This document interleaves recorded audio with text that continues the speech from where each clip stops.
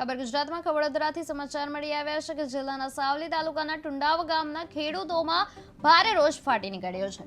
ખેડૂતો દ્વારા જિલ્લા પંચાયતના કોંગ્રેસના સભ્ય ડોક્ટર પ્યારે રાઠોડ સામે ચેકડેમની ગ્રાન્ટમાં ગેરરીતિ કરવાના ગંભીર આક્ષેપો કરવામાં આવ્યા છે।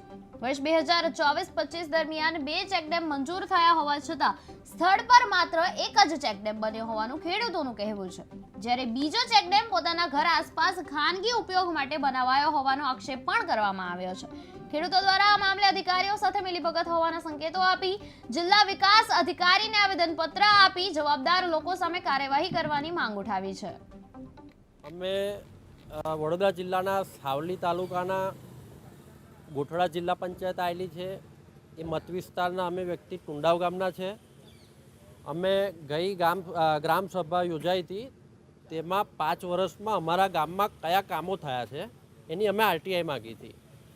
એ આરટીઆઈમાં અમને 2 અલગ અલગ ચેકડેમની ગ્રાન્ટની મંજૂરીને નાના ચૂકવાઈ ગયા છે એવું અમને નજરે પડ્યું। સ્થળ સ્થિતિ પ્રમાણે અમને જાણવા મળ્યું કે હાલ એક જ ચેકડેમ બનેલો છે, એક તો છે જ નહીં, તો એકના નાના ચૂકવાઈ ગયા છે। હવે બીજી વાત કે એ તો થયું જ છે, પણ ચોરી પર સીનાચોરી એવી થઈ છે કે એ જે એક ચેકડેમ બનાવ્યો છે એ પોતે જિલ્લા પંચાયત સભ્ય રાઠોડ પ્યારે સાહેબ અભયસિંહ તેઓની મિલકતની બાજુમાં અડીને જ પોતાના ખેતરની બાજુમાં પોતાના વ્યક્તિગત વપરાશ માટે ઉપયોગમાં લેવાય ત્યાં ગ્રાન્ટ વાપરી છે।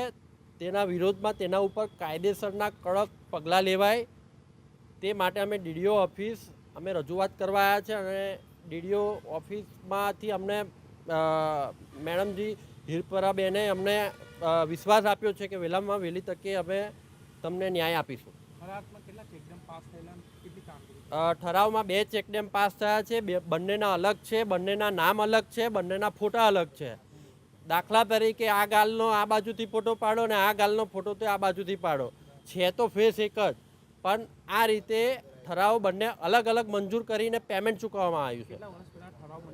આ 2024થી 25ના ગાળામાં અમારા ગામમાં વહીવટદાર નિમ્યા હતા, ત્યારે કોઈ ચાલુ સરપંચ સત્તા પર નહોતો, ત્યારનું આ કામ છે। અત્યાર સુધી અમે જાગૃત થયા છે।